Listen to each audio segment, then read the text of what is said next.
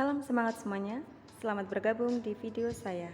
Oke, di kesempatan kali ini saya ingin membahas sedikit tentang bimbingan kelompok dengan teknik sosiodrama dan teknik psikodrama. Oke, kita ketahui teman-teman, dalam program bimbingan dan konseling terdapat dua jenis layanan. Yang pertama yaitu layanan bimbingan individual atau pribadi. Yang kedua adalah layanan bimbingan kelompok. Oke, dari beberapa teknik bimbingan kelompok mungkin ada banyak teknik ya. Kali ini saya ingin membahas tentang teknik sosiodrama dan teknik psikodrama. Dari bahasanya, dari katanya sendiri dapat kita pahami bahwa sosiodrama dan psikodrama itu tentunya akan ada peran-peran di sana ya. Jadi sebelum guru BK atau konselor itu melaksanakan sosiodrama atau psikodrama, memang guru diharuskan untuk mengetahui dulu karakteristik setiap anak, permasalahan setiap anak. Nah, dari permasalahan, dari hambatan-hambatan setiap anak itu, guru merancang sebuah naskah yang nantinya akan digunakan untuk sosiodrama maupun psikodrama. Kita bahas yang pertama yaitu sosiodrama. Oke, sosiodrama terdiri dari dua kata ya teman-teman, sosio dan drama.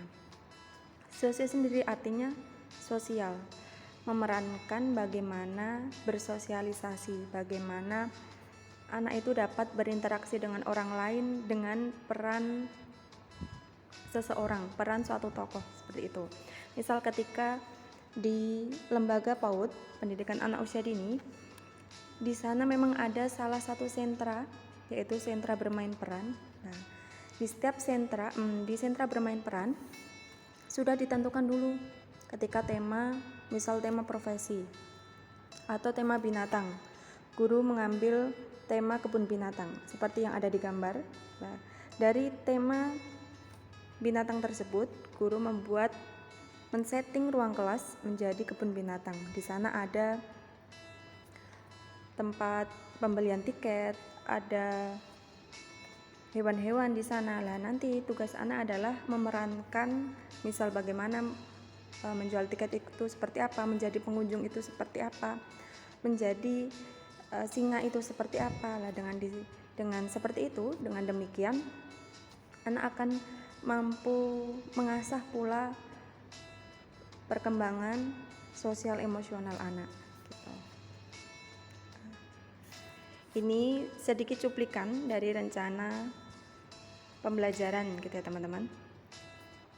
Kita lihat dalam cuplikan ini terdapat ketika kita menerapkan sosiodrama gitu atau bermain peran atau role play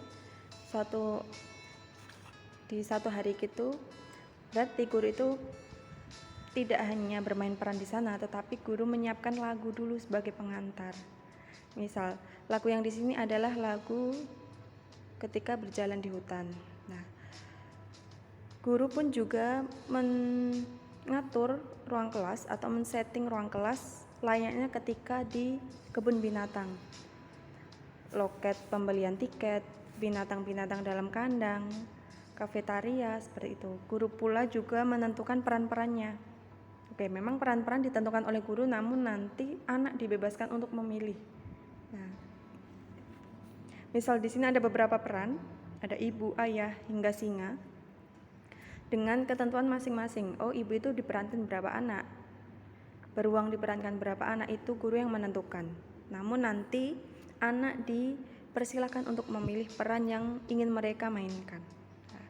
Adapun yang dilakukan sebelum bermain peran ataupun pijakan sebelum bermain, itu guru memancing imajinasi anak, guru memancing kreativitas anak itu dengan bercerita dulu.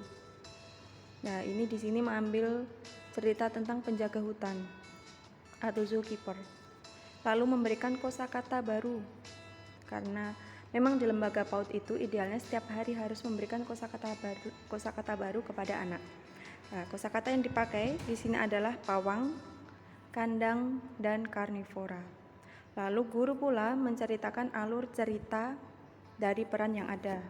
Misal nanti pertama-tama itu pengunjung membeli tiket, habis itu melihat hewan di pos 1, melihat hewan di pos 2. Nah, itu guru menjelaskan dulu bagaimana bagaimana anak itu harus bermain.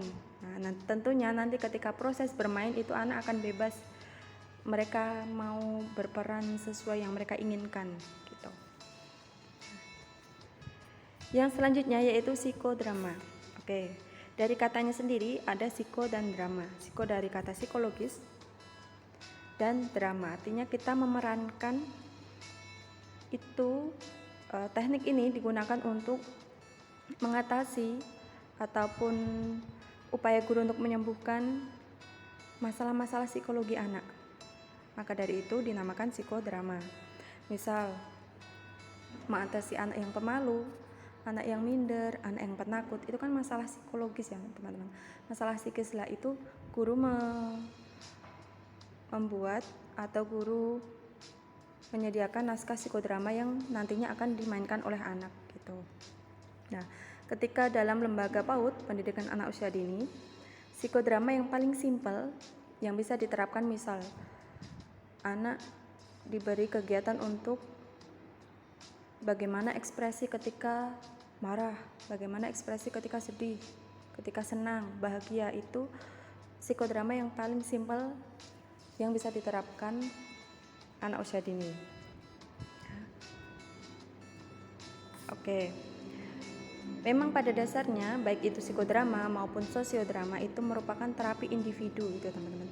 Jadi tujuan kita adalah memperbaiki satu anak gitu teman-teman.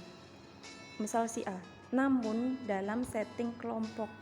Jadi anak itu tidak seolah-olah dipojokkan, tidak seolah-olah diinterogasi seperti itu, tapi dalam suasana yang menyenangkan bersama teman-teman yang lain. Harapannya adalah dengan seperti itu interaksi anak dengan teman-teman yang lain akan membaik, anak memperbaiki diri sendiri ataupun bersahabat dengan diri sendiri, itu pun juga akan berhasil gitu. Nah, konselor mengidentifikasi permasalahan anak untuk dijadikan bahan membuat naskah. Nah, memang sebelum membuat naskah psikodrama maupun sosiodrama, guru ataupun konselor sudah tahu dulu permasalahan anak itu apa kira-kira. Nah, lalu siapa saja yang memerlukan terapi psikodrama? Nah, ini yang terkhusus adalah anak dengan misal kepercayaan dirinya rendah, anak dengan interaksinya yang buruk, ataupun anak yang kurang optimis. Namun psikodrama pula juga diperlukan untuk semua anak. Karena apa? Supaya anak-anak yang lain itu merasakan di posisi temannya, sehingga dengan harapan ketika selesai sosiodrama sifat perilaku bullying itu tidak merebak gitu ya teman-teman. Anak bisa memahami, oh ketika misal aku memiliki fisik yang kurang sempurna dan aku berbicara seperti ini tuh ternyata menyakitkan ya, anak akan belajar seperti itu gitu. Oke. Itu tadi sedikit cuplikan tentang teknik psikodrama dan sosiodrama. Oke, terima kasih banyak teman-teman. Sampai jumpa di video yang mendatang.